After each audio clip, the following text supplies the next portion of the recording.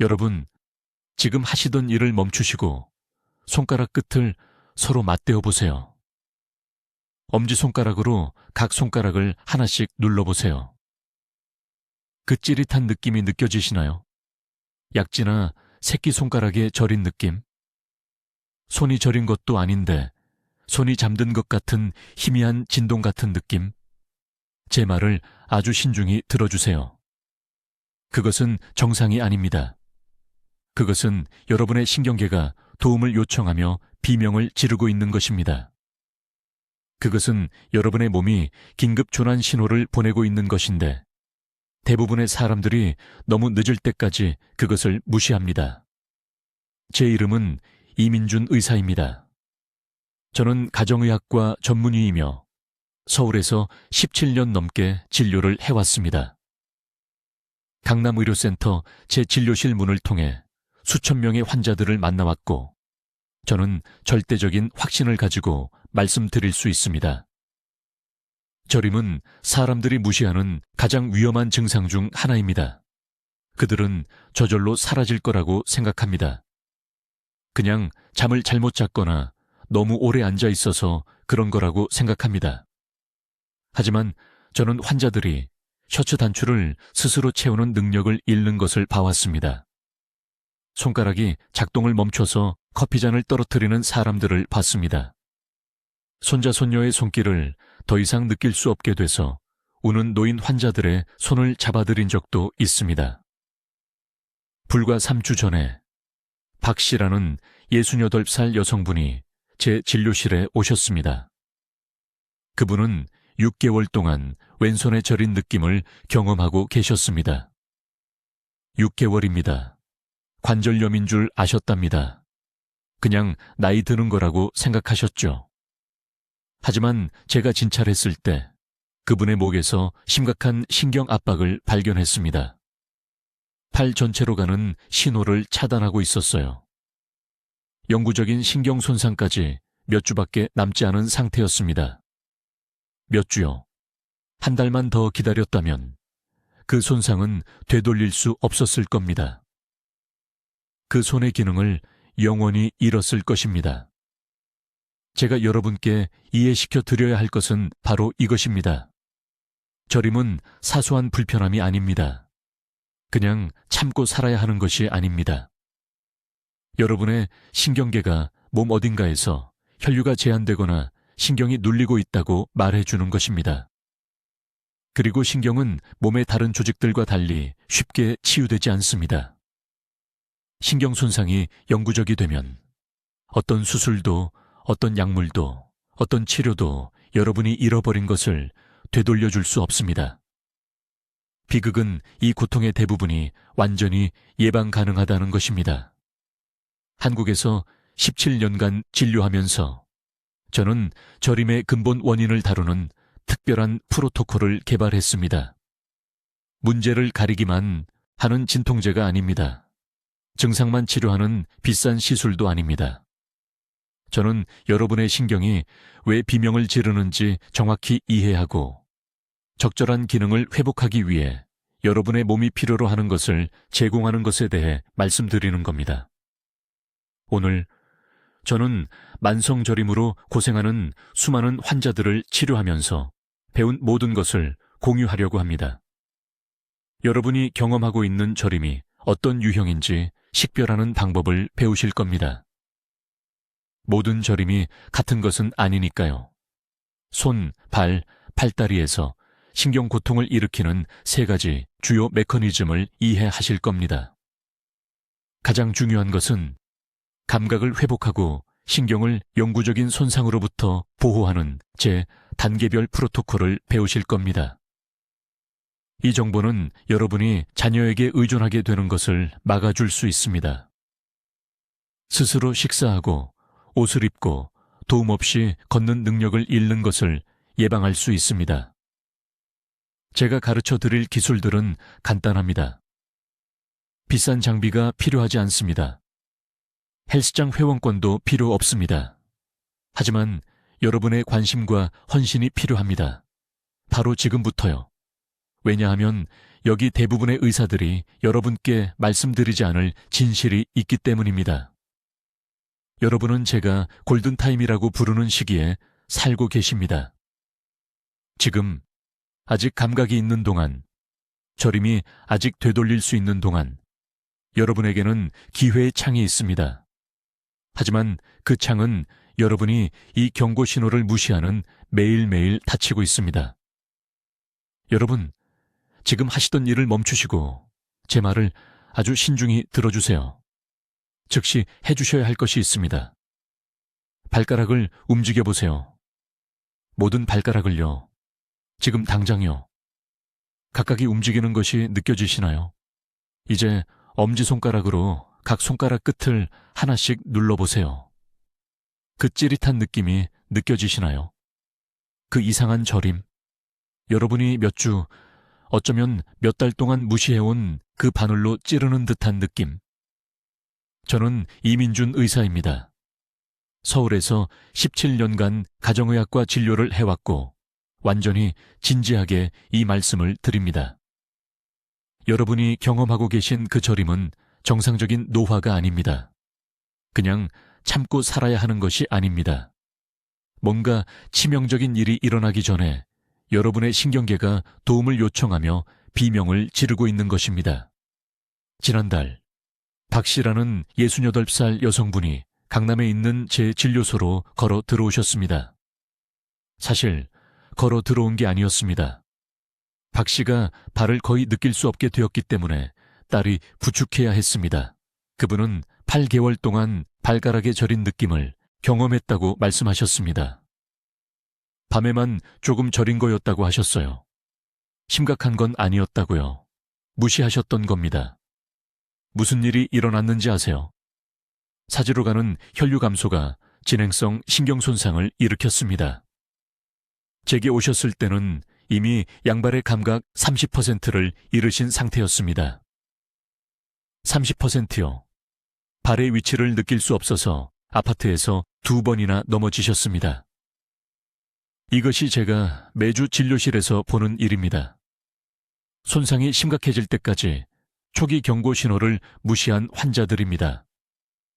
그리고 비극은 골든타임 동안 행동하면 이 상태가 완전히 예방 가능하다는 것입니다.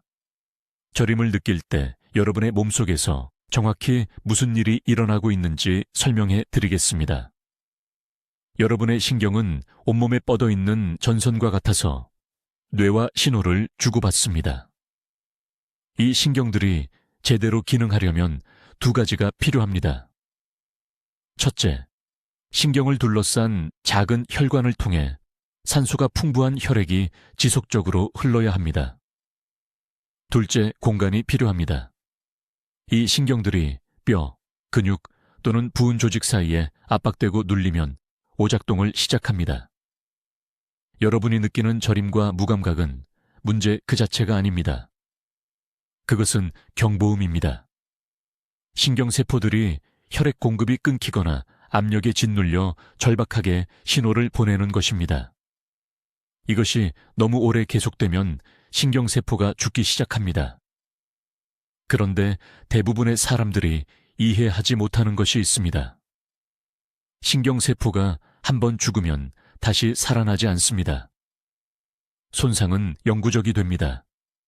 정원용 호스를 생각해 보세요. 호스를 밟으면 물이 흐르지 않지만 호스 자체는 괜찮습니다. 발을 빨리 치우면 모든 것이 정상으로 돌아옵니다. 하지만 무거운 물건이 그 호스를 며칠, 몇 주, 몇 달 동안 계속 누르고 있다면요. 호스는 영구적으로 손상되고 갈라져서 다시는 물을 제대로 운반할 수 없게 됩니다. 여러분의 신경도 정확히 똑같이 작동합니다. 이제 저림에는 여러 종류가 있으며 어떤 종류인지 구별하는 것이 절대적으로 중요합니다. 손가락 끝에서 시작해서 손으로 퍼지는 저림, 특히 밤에 나타나는 증상은 보통 수근관 증후군입니다. 이것은 손목에서 정중신경이 압박을 받을 때 발생합니다. 사무직 근로자, 운전사 같은 손동작을 몇 시간씩 반복하는 분들은 매우 높은 위험에 처해 있습니다. 발가락에서 시작해서 위로 기어오르는 듯한 발의 저림, 마치 보이지 않는 양말을 신은 것 같은 느낌? 이것은 말초신경병증입니다. 제가 한국 환자들에게서 보는 가장 흔한 원인은 혈액순환 장애와 높은 혈당 수치가 발의 가장 작은 혈관들을 손상시키는 것입니다. 신체 한쪽의 저림, 얼굴, 팔, 다리가 모두 같은 쪽에 나타난다면 모든 것을 멈추세요. 이것은 의료 응급 상황입니다. 뇌졸중일 수 있습니다. 즉시 병원에 가셔야 합니다. 기다리지 마세요. 매 순간이 중요합니다. 하지만 가장 흔한 유형의 저림, 압박과 혈액순환 장애로 인한 저림의 경우, 저는 수백 명의 환자들이 감각을 회복하고 영구적 손상을 예방하도록 도운 치료법을 개발했습니다. 그리고 그것은 하나의 간단한 진실을 이해하는 것에서 시작됩니다. 여러분의 몸은 적절한 조건만 주어진다면 신경을 치유할 수 있는 놀라운 능력을 가지고 있습니다. 이제 저림에 대해 90%의 의사들이 절대 말해주지 않는 것을 설명하겠습니다. 이것은 제가 서울의 제 병원에서 15천 명이 넘는 환자를 치료한 후 얻은 지식이며, 제가 지금 말씀드리려는 것은 여러분의 몸이 여러분에게 외치고 있는 것을 이해하는 방식을 완전히 바꿀 것입니다. 손이나 발에 저림을 느낄 때 여러분의 첫 번째 생각은 아마도 혈액순환이 나쁘다는 것일 겁니다. 손을 흔들고 발을 구르면서 피가 다시 흐르면 모든 것이 괜찮아질 거라고 생각합니다. 하지만 충격적인 진실이 있습니다. 저림은 단순히 혈류의 문제가 아닙니다. 여러분의 신경이 죽어가고 있다는 것입니다. 바로 지금 이 순간 저림을 경험하고 있다면 신경세포가 질식하고 있는 것입니다. 목이 졸리고 있는 것입니다. 여러분의 몸 안에서 무슨 일이 일어나는지 아주 명확하게 말씀드리겠습니다. 신경은 보호막으로 쌓인 전선과 같습니다. 이 신경에 압력이 가해지거나 짧은 시간이라도 혈액 공급이 차단되면 신경이 오작동하기 시작합니다. 처음에는 따끔거림을 느낍니다. 마치 피부 아래로 개미가 기어다니는 것 같습니다. 그 다음 저림이 옵니다. 온도나 통증을 제대로 느낄 수 없게 됩니다. 하지만 의사로서 저를 두렵게 하는 것은 이것입니다. 이것이 몇 달 동안 계속되면 신경이 영구적으로 죽기 시작합니다. 신경이 죽으면 다시 돌아오지 않습니다. 그 부위의 감각을 영원히 잃게 됩니다. 한 환자가 있었습니다. 강남에 사시는 68세 박 여사님이었습니다. 그분은 오른손의 저림을 8개월 동안 무시한 후 제 병원에 오셨습니다. 처음에는 작게 시작됐다고 하셨습니다. 그냥 새끼손가락이 밤에 이상하게 느껴지는 정도였습니다. 팔을 잘못 빼고 잤기 때문이라고 생각하셨답니다. 달이 지날수록 저림이 퍼졌습니다. 먼저 약지, 그 다음 중지까지. 제게 오셨을 때는 설거지할 때 뜨거운 물을 느끼지 못하셨습니다. 물집이 생길 때까지 화상을 입은 것도 모르고 3번이나 데이셨습니다. 진찰을 했을 때 저는 즉시 무슨 일이 일어나고 있는지 알았습니다. 목에서 새끼손가락까지 이어지는 척골신경이 팔꿈치에서 압박을 받고 있었습니다. 이것을 주간증후군이라고 합니다. 팔꿈치를 구부릴 때마다 우리가 하루에 수천 번 하는 동작인데 그 신경이 정원용 호수처럼 압박을 받았던 것입니다. 혈액 공급이 반복적으로 차단됐습니다. 신경이 천천히 세포 하나하나씩 죽어가고 있었습니다.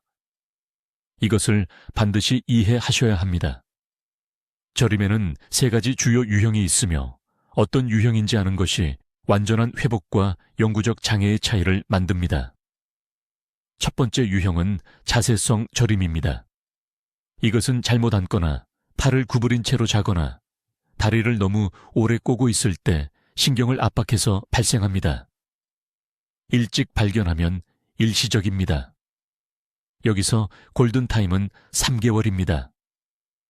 같은 자세에서 같은 저림을 3개월 동안 반복적으로 경험한다면 위험한 영역에 들어서고 있는 것입니다. 두 번째 유형은 구조적 문제로 인한 압박성 저림입니다. 박 여사님이 겪으신 것이 이것입니다.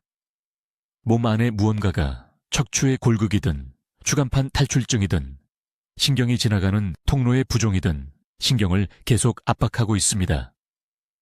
이것은 저절로 사라지지 않습니다. 특정한 개입이 필요하며 여기서 골든타임은 영구적 손상이 발생하기 전 6개월입니다. 세 번째 유형은 대사성 저림입니다. 이것은 높은 혈당으로 신경을 독살하는 당뇨병이나 필수 영양소 부족으로 신경을 굶주리게 하는 비타민 결핍증 같은 질병에서 옵니다. 이 유형은 천천히 기어오르는데 보통 발가락과 손가락에서 동시에 시작해서 장갑과 양말처럼 위로 퍼집니다. 이것이 가장 위험한 유형입니다. 사람들이 가장 오래 무시하기 때문입니다. 지금 손가락 끝을 만져보세요. 서로 눌러보세요. 지문의 융선이 명확하게 느껴지나요? 감각이 둔하다면, 얇은 장갑을 끼고 만지는 것 같다면 이미 2단계 신경 손상에 있는 것입니다. 하루도 더 기다리지 마세요. 이제, 잘 들으세요. 대부분의 사람들이 완전히 오해하고 있는 3가지 저림 증상에 대해 설명하겠습니다. 지금 말씀드리는데 이런 증상들을 혼동하는 것이 바로 많은 환자분들이 거의 손 쓸 수 없는 시기가 되어서야 제 병원을 찾게 되는 이유입니다. 첫 번째 유형은 제가 압박성 저림이라고 부르는 것입니다. 이것은 너무 오래 앉아 있거나 다리를 꼬고 있거나 이상한 자세로 잘 때 발생합니다. 신경이 물리적으로 눌리는 것입니다. 정원 호스를 생각해 보세요. 호스를 밟으면 물이 멈춥니다. 발을 떼면 물이 다시 흐릅니다. 이런 종류의 저림은 자세를 바꾼 후 5분에서 10분 이내에 사라집니다. 성가시긴 하지만 치명적이지는 않습니다. 두 번째 유형은 순환성 저림입니다. 이것은 혈액이 사지 끝까지 제대로 도달하지 못할 때 발생합니다. 손과 발이 차갑고 동시에 저린 느낌이 듭니다. 이것은 점진적으로 발생하며 보통 손가락 끝이나 발가락 끝에서 시작하여 천천히 위로 올라옵니다. 이것은 혈관이 좁아지고 있다는 신체의 비명입니다. 당뇨병 환자분들은 이런 저림을 잘 알고 계십니다. 새벽 3시에 발이 타는 듯하고 저려서 잠에서 깨게 만드는 그런 증상입니다. 이런 증상을 무시하면 궤저와 절단으로 곧장 가는 길입니다. 서울에서 제 진료실에서만 47번이나 목격했습니다. 하지만 세 번째 유형인 신경손상성 저림, 이것이 의사로서 저를 가장 두렵게 만드는 것입니다. 이 저림은 자세를 바꿔도 사라지지 않습니다. 몸을 따뜻하게 해도 나아지지 않습니다. 계속 남아 있습니다. 그리고 종종 더 악화됩니다. 이것은 신경 자체가 오랜 기간 동안 압박, 염증 또는 산소 부족으로 파괴될 때 발생합니다. 수근관 증후군, 척추관 협착증, 추간판 탈출증, 이런 질환들이 신경에 지속적인 압박을 만듭니다. 그리고 대부분의 사람들이 이해하지 못하는 것이 있습니다. 신경이 일정 수준 이상 손상되면 재생될 수 없습니다. 영원히 사라지는 것입니다. 강남에 사시는 68살 박 여사님에 대해 말씀드리겠습니다. 오른손 저림을 호소하며 저를 찾아오셨습니다. 엄지, 검지, 중지만 저렸습니다. 6개월 정도 불편했지만 저절로 나아질 거라고 생각하셨다고 했습니다. 계속 손을 흔들면서 단순히 혈액순환이 안 좋은 거라고 생각하셨습니다. 제가 악력을 검사했을 때 펜도 제대로 잡을 수 없었습니다. 손목의 신경이 너무 오래 압박되어서 엄지손가락 밑부분의 근육이 이미 위축되기 시작한 상태였습니다. 간신히 제때 발견한 것입니다. 3개월 후 수술이 필요했습니다. 6개월만 더 기다렸다면 그 손은 영구적으로 장애가 됐을 것입니다. 지금 당장 구별하는 방법을 알려드리겠습니다. 손목 안쪽을 두 손가락으로 세게 두드려 보세요. 맥박을 재는 바로 그 중앙 부분을요. 손가락으로 정이 충격이 쏘는 느낌이 든다면 그것은 양성 티넬 징후입니다. 정중신경이 이미 압박받고 있다는 뜻입니다. 이것은 혈액순환 문제가 아닙니다. 구조적 신경 손상이 시작되고 있는 것입니다. 이제 발을 확인해 보세요. 양말을 벗으세요. 엄지발가락 끝을 손톱으로 세게 눌러보세요. 세게 누르세요. 날카로운 압박감이 느껴지나요? 아니면 둔하고 멀게 느껴지나요? 다른 사람의 발을 만지는 것처럼 느껴진다면 감각신경이 이미 손상된 것입니다. 이것은 정상적인 노화가 아닙니다. 말초 신경계가 망가지고 있는 것입니다. 그리고 저를 화나게 만드는 부분이 있습니다. 대부분의 사람들은 셔츠 단추를 채울 수 없거나 넘어질 때까지 기다립니다. 그때쯤이면 더 이상 예방에 대해 이야기하는 게 아닙니다. 피해를 최소화하는 것에 대해 이야기하는 것입니다. 신경 문제의 골든타임은 증상이 시작된 후 첫 3개월입니다. 그 이후로는 하루하루 기다릴 때마다 다시는 돌아오지 않을 신경 기능을 잃게 됩니다. 자, 여러분, 매우 중요한 것을 이해하셔야 합니다. 네 번째 핵심 내용은 급성 저림 발작 시 골든타임 대처법에 관한 것입니다. 대부분의 사람들이 영구적인 신경 손상으로 이어지는 치명적인 실수를 하는 부분입니다. 제가 지금부터 말씀드리는 것을 아주 주의 깊게 들으세요. 갑작스러운 저림이 발생했을 때 일시적인 신경 압박이 영구적인 손상이 되기까지 정확히 15분에서 20분의 시간이 있습니다. 15분에서 20분. 그것이 골든타임입니다. 하지만 17년간 진료하면서 저를 충격에 빠뜨리는 것은 제 환자분들의 90%가 저림이 왔을 때 해야 할 일과 정반대로 행동한다는 것입니다. 상황을 악화시킵니다. 훨씬 더 악화시킵니다. 지난 봄 강남에서 오신 68살 박 여사님에 대해 말씀드리겠습니다. 어느 날 아침 일어났더니 왼손이 완전히 저렸습니다. 어떻게 하셨을까요? 손을 심하게 흔들기 시작했습니다. 꽉 쥐었습니다. 세게 문질렀습니다. 심지어 남편분께 강하게 마사지까지 받았습니다. 3시간 후 제 진료실에 도착했을 때는 손이 부어 있었고 저림이 팔까지 퍼진 상태였습니다. 간단한 시로분 처치로 끝날 일이 6개월간의 재활로 바뀐 것입니다. 저림이 왔을 때 즉시 해야 할 일을 말씀드리겠습니다. 첫째, 아무리 강조해도 지나치지 않은데 해당 부위를 흔들거나 마사지하지 마세요. 본능적으로 그렇게 하고 싶다는 걸 압니다. 완전히 참으세요. 혈류가 이미 저하된 상태에서 과격한 움직임은 염증성 체액을 압박된 신경 공간으로 밀어넣습니다. 신경을 익사시키는 것입니다. 대신 이 정확한 순서대로 하세요. 첫 단계, 저린 팔다리를 심장 높이에 위치시키세요. 머리 위가 아닙니다. 축 늘어뜨리지도 마세요. 정확히 심장 높이에요. 손이 저리면 앉은 상태에서 팔뚝을 테이블에 올려놓으세요. 발이 저리면 평평하게 누우세요. 이것은 중립 압력을 만들고 혈액이 중력과 싸우지 않고 흐르도록 합니다. 두 번째 단계는 30초 후에 시작합니다. 제가 미세 운동이라고 부르는 것을 하세요. 저린 부위와 가장 가까운 관절을 잡고 부드럽게 회전시키는 것입니다. 손가락이 저리면 손목을 천천히 원을 그리며 돌리세요. 5도 정도만 각 방향으로 움직임을 실시하세요. 정확히 2분 동안 하십시오. 감각을 억지로 되돌리려는 것이 아닙니다. 압박받은 신경에게 통로가 여전히 존재한다는 것을 부드럽게 상기시키는 것입니다. 세 번째 단계는 따뜻한 물 요법입니다.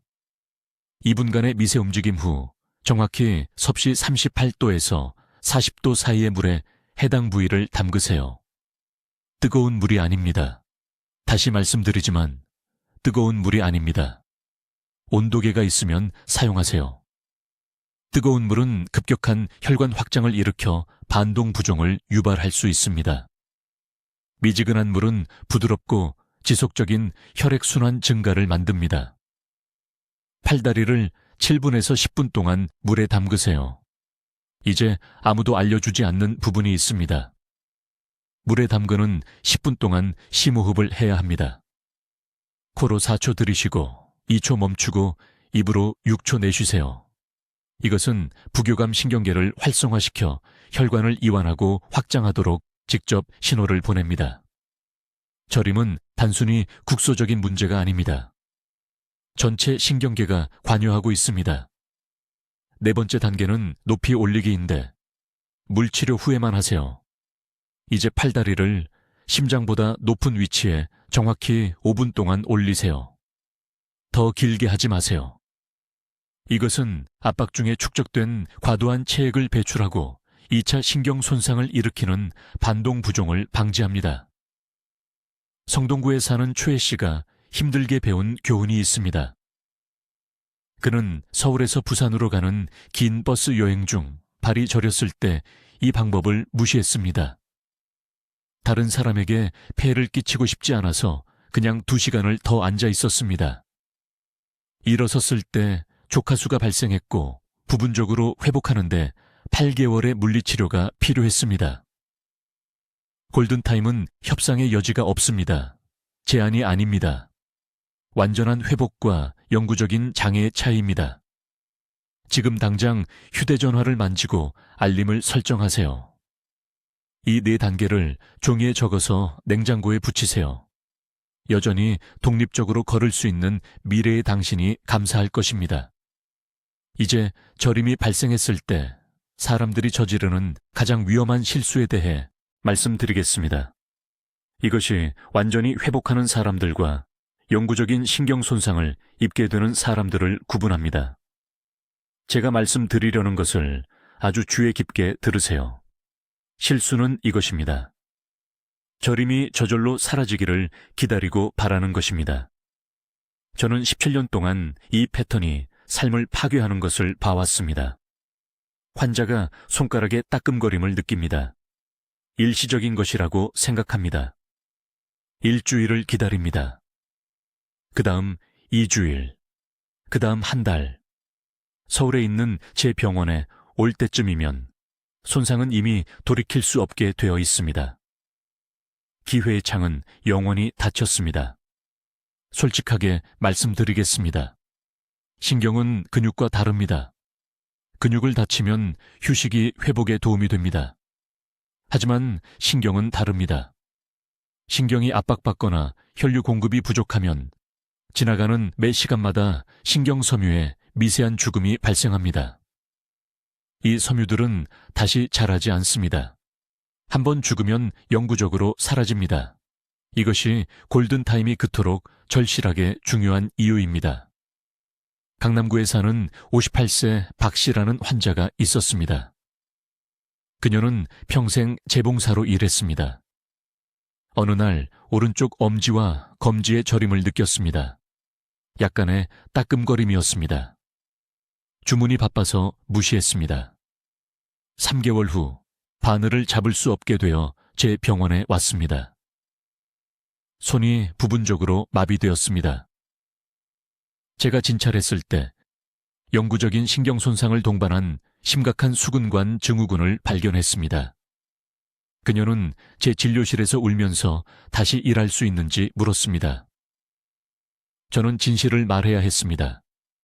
처음 2주 안에 왔다면 손을 완전히 살릴 수 있었을 것입니다. 하지만 너무 오래 기다렸습니다. 이것이 제가 골든타임을 말하는 이유입니다.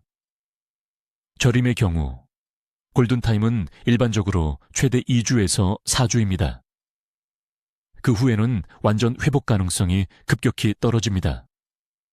8주가 되면 부분 회복만 기대할 수 있습니다. 6개월 후에는 존재하는 손상이 영구적일 가능성이 높습니다. 그렇다면 저림이 나타났을 때 즉시 무엇을 해야 할까요? 정확한 행동 계획을 드리겠습니다. 정확히 따르세요. 첫째, 패턴을 파악하세요. 저림이 지속적입니까? 간헐적입니까? 잠에서 깬 후나 오래 앉아있은 후처럼 특정 시간에 발생합니까?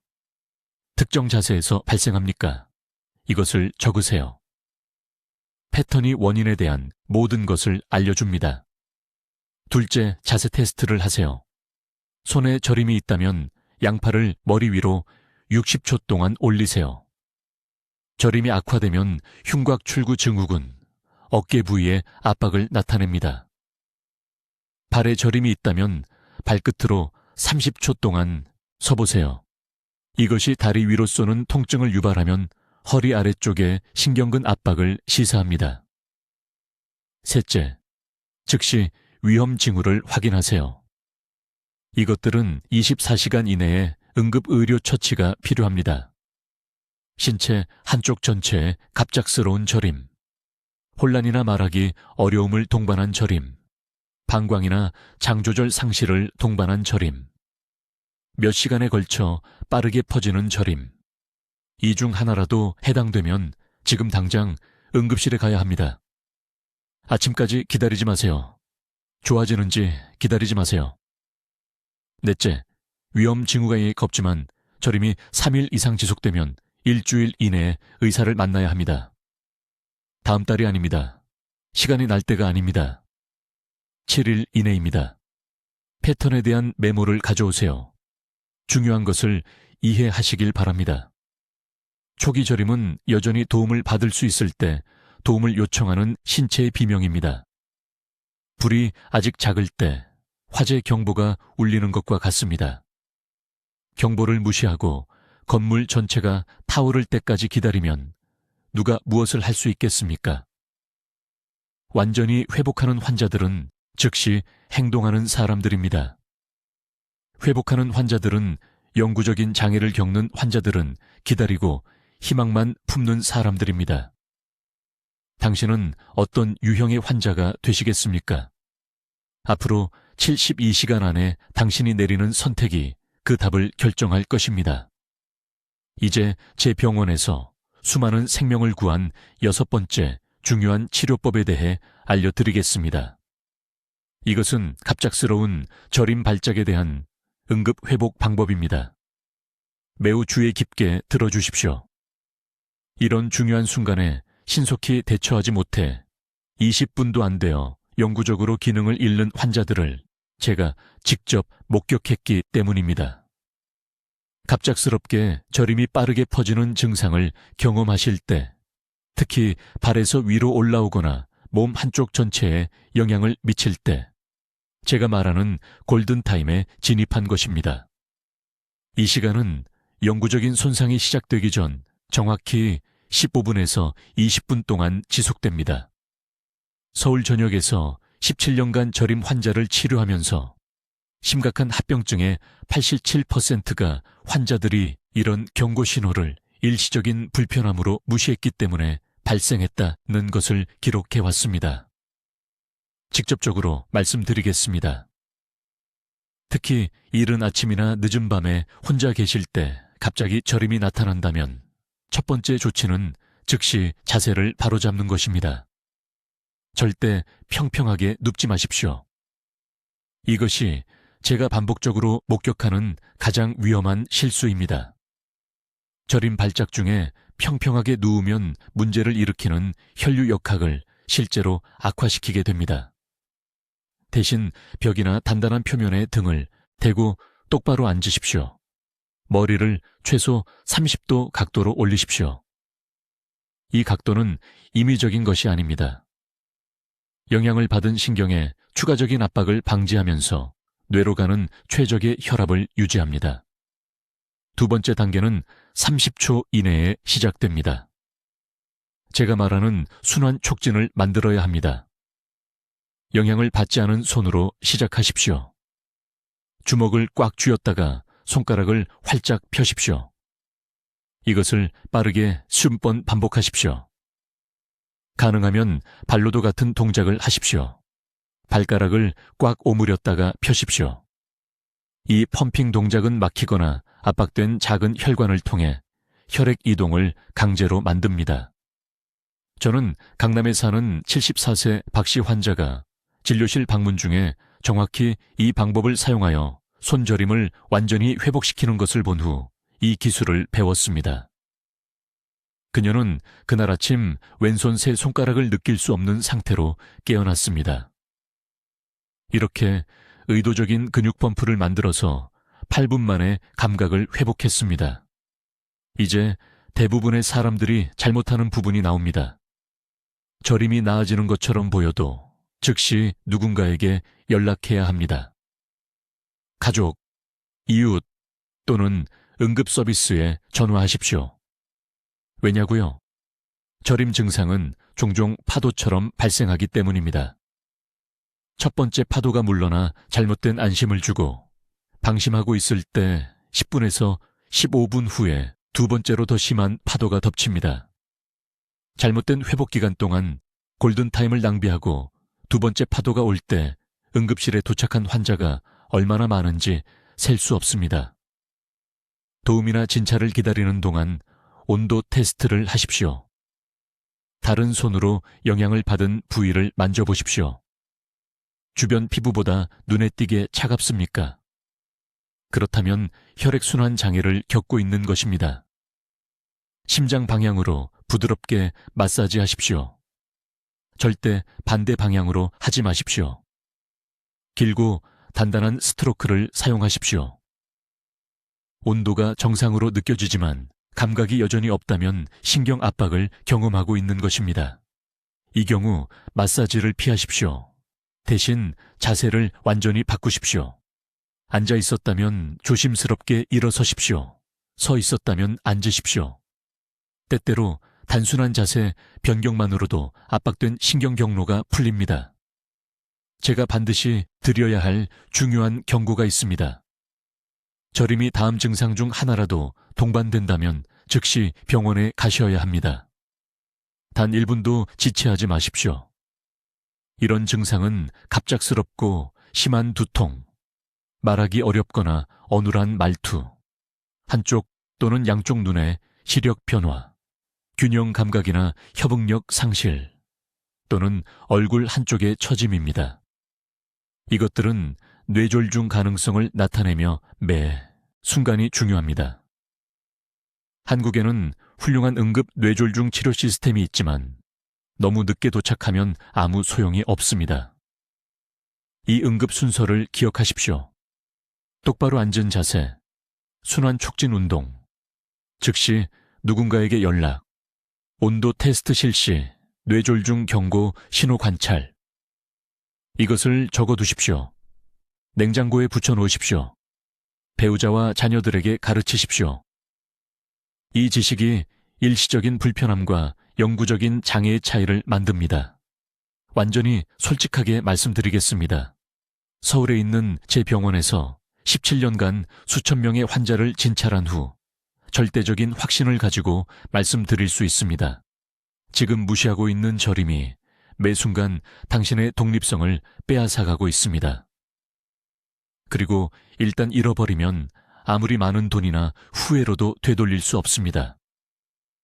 제가 이런 일을 너무 많이 봤습니다. 6개월 동안 무시했던 손가락 저림을 호소하며 환자가 찾아옵니다.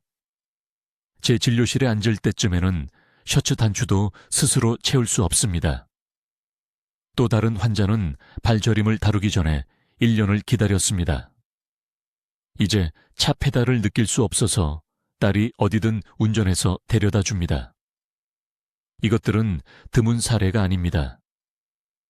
저림을 실제로 나타내는 응급경보 대신 사소한 불편함으로 취급할 때 예측 가능한 결과입니다.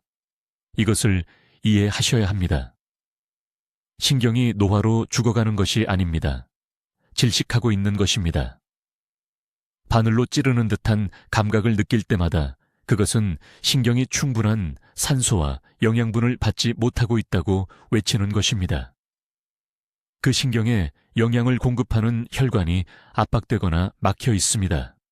이것이 계속될수록 손상은 더 영구적이 됩니다. 골든타임이 있으며 신경 손상의 경우 그 시간은 생각보다 짧습니다. 이제 저림 증상을 가지고 제 병원을 찾는 모든 환자에게 가르치는 정확한 방법을 알려드리겠습니다. 이것은 이론이 아닙니다. 효과가 있는 것입니다. 먼저 즉각적인 압박 지점을 완화해야 합니다. 손이 저리다면 문제는 종종 목에서 시작되어 어깨와 팔꿈치를 거쳐 내려갑니다. 하루 3번 이 특정 동작을 해주시기 바랍니다. 똑바로 앉아서 저린 쪽 반대 방향으로 머리를 부드럽게 기울이고 30초간 유지하십시오. 이것은 신경 통로에 공간을 만들어줍니다. 발저림의 경우 무릎 뒤쪽과 허리 아래쪽의 압박 지점을 반드시 해결해야 합니다. 바닥에 앉아서 한쪽 다리를 뻗고 발가락을 몸쪽으로 당겨 30초간 유지하세요. 이것을 하루에 최소 6번 하셔야 합니다. 둘째, 혈액순환을 온몸에 퍼지게 해야 합니다. 저림은 혈액이 목적지까지 도달하지 못한다는 뜻입니다.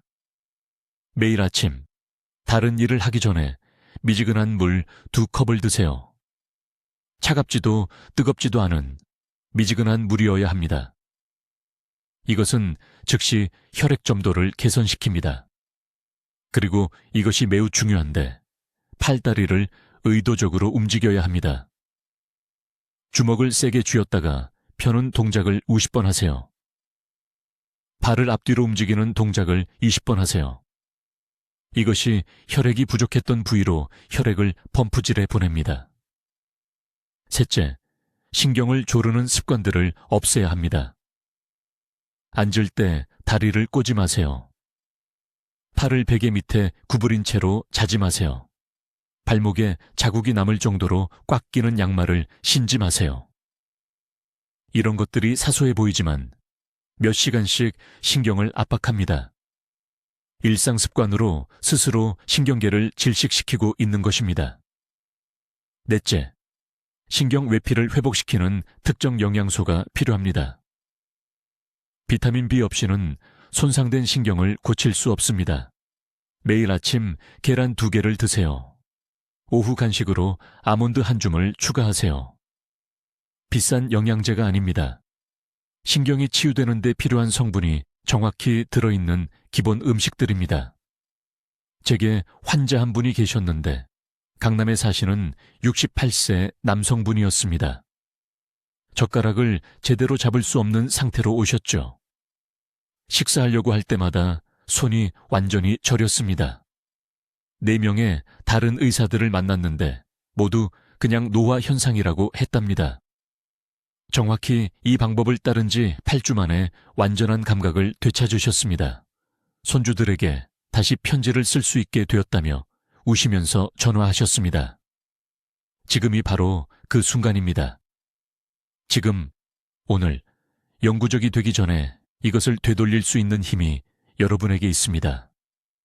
발이 땅에 닿는 것을 느끼지 못할 때까지 기다리지 마세요. 손가락이 작동을 멈춰서 찻잔을 떨어뜨릴 때까지 기다리지 마세요. 내일 아침부터 이 4가지 단계를 시작하세요. 여러분의 신경이 도움을 간청하고 있습니다. 골든타임이 끝나기 전에 응답해 주세요. 가족들은 여러분이 건강하고 독립적이기를 바랍니다. 몸이 스스로 치유할 수 있도록 필요한 것을 주세요. 댓글로 알려주세요. 이 선생님의 신경건강 기법 중 어떤 것을 먼저 시도하실 건가요? 자세 교정인가요? 아니면 혈액순환 촉진 운동인가요? 여러분의 계획이 궁금합니다. 건강을 지키는 방법을 계속 배우시려면 구독해 주시고 저림이나 따끔거림을 경험하시는 친구와 가족들에게 이 영상을 공유해 주세요. 그분들도 이 정보가 필요합니다. 듣기만 해도 현명해지는 저희 채널을 시청해 주셔서 감사합니다.